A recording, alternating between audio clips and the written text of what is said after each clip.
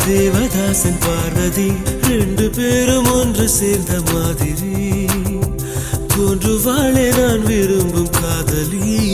அவளது அழகெல்லாம் எழுதிட ஒரு பாஷை இல்லையே. அவளை நான் அடைந்த பின் உயிரின் மேல் ஒரு ஆசை இல்லையே. பூவாடை கொண்டாடும் தாய் பூமியை பார்த்து சந்தோஷம் கொண்டாடும் என் காதலை பார்த்து கொண்டாட்டம் கொண்டாட்டமே.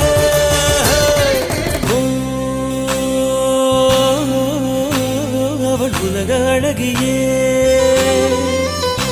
நெஞ்சில் விழுந்த அருவியே.